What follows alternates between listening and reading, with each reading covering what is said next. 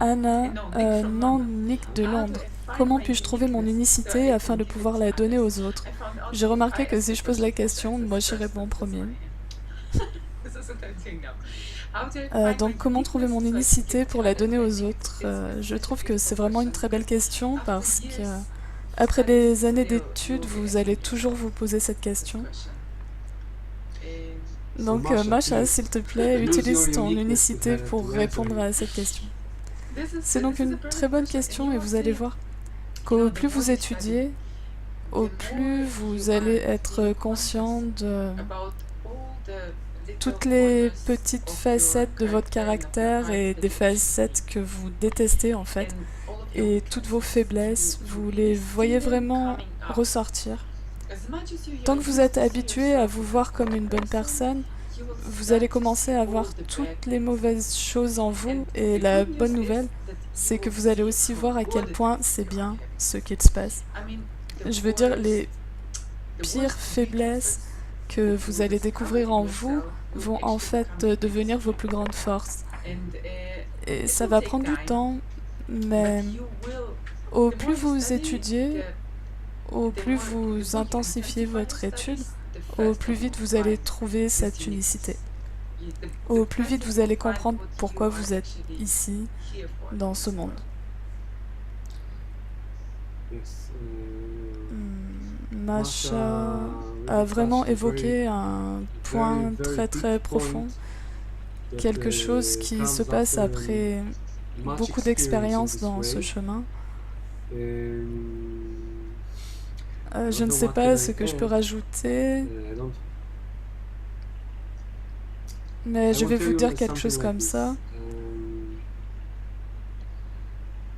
Votre unicité, ou notre unicité, on utilise un point sans dimension, juste un petit point de toute notre unicité. Comment on l'utilise? Juste pour être supérieur aux autres, pour exploiter les autres. C'est comme ça que j'utilise mon unicité. Je suis né, je ne sais pas, de cette taille-là, avec ces capacités mentales-là, ces capacités émotionnelles-là, une tête comme ci, comme ça. Et c'est comme ça que je définis mon unicité, mais ce n'est pas mon unicité. Je commence à découvrir mon unicité, comme Masha a dit, avec toutes ses facettes, tous ces aspects, seulement quand je travaille à l'intérieur d'un groupe. Et l'unicité commence à faire surface, disons avec ses qualités les moins productives et ses qualités productives. Et je commence à voir que c'est comme un jeu de Lego. Je commence à jouer avec, je mets telle pièce là au-dessus ou là-bas. Et là, je commence à avoir des formes. À propos de comment je peux découvrir et construire et vraiment trouver mon vrai moi à l'intérieur du groupe. Donc, à travers plusieurs aspects, je deviens comme un acteur.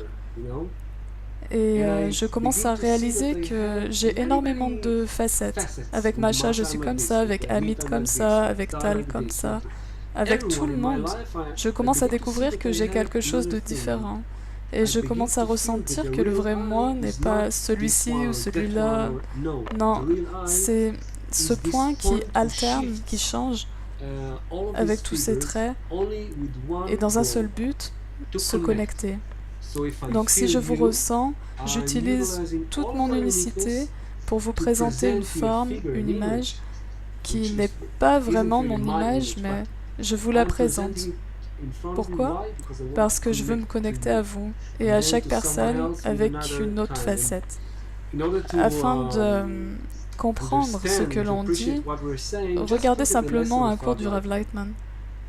Chacune de ces conférences, et vous savez, il y a le congrès en août, le congrès aux États-Unis du 8 au 10 août, 3 jours plein de cours, avec des nouveaux venus parce qu'au centre d'études américain, il y a ceux qui ont fini le 2e semestre et Rav Lightman veut les rencontrer.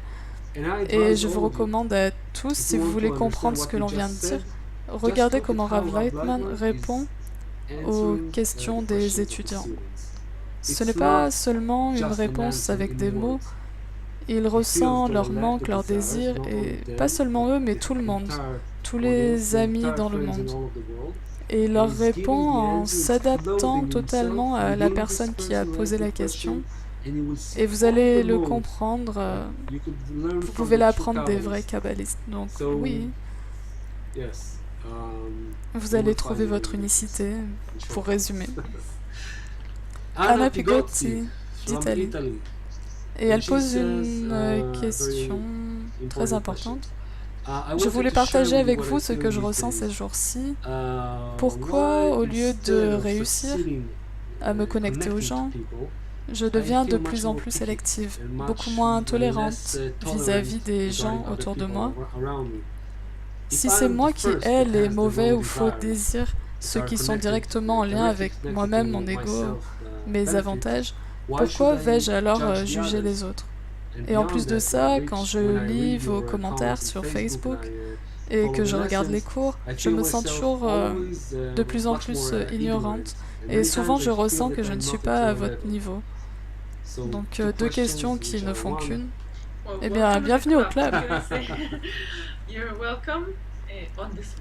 C'est comme ça que les choses se passent. C'est comme...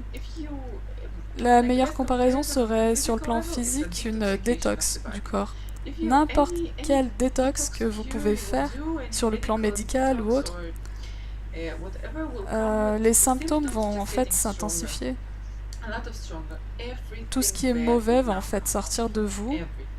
Donc ne vous attendez pas à guérir ou soigner les symptômes, mais attendez-vous à ce que les symptômes s'accentuent.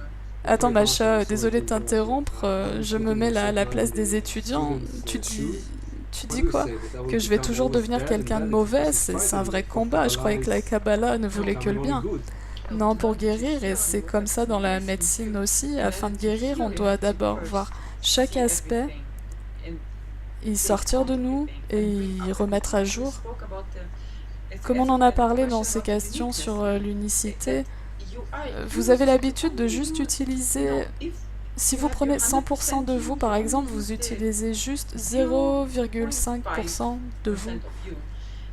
Vous, en quelque sorte, mettez de côté tous vos mauvais côtés et utilisez seulement ce petit point avec les bons côtés, enfin du moins ce que vous voyez comme les bons côtés, et en fait, tout est parfait chez vous, tout a un but et une place. Et toutes les choses que vous découvrez maintenant sur vous, elles étaient là. Vous n'étiez juste pas conscient de ça. Comme Einstein a dit, on utilise seulement 10% de notre cerveau, de notre caractère. Et là, vous faites tout ressortir et vous essayez de gérer tout ça, la façon dont vous êtes, la façon dont vous allez changer. Et c'est un processus parfait. Si vous saviez que vous aviez une maladie en vous, vous iriez voir tous les médecins possibles qui pourraient vraiment vous dire ce que vous avez à l'intérieur de votre corps, disons, y faire ressortir et vous montrer ce qu'il y a à l'intérieur. Et de cette façon, le médecin sort ces choses de vous et montre ce que vous êtes. Et à la prochaine étape, il va pouvoir utiliser tout ça. Et je voudrais rajouter que ces deux choses que tu nous as partagées, ce sont des signes pour moi que tu es sur le bon chemin, vraiment. Donc oui, au début, quand on ne sait pas quoi faire avec tout ça, qu'on passe à travers des changements, oui, le point dans le cœur grandit.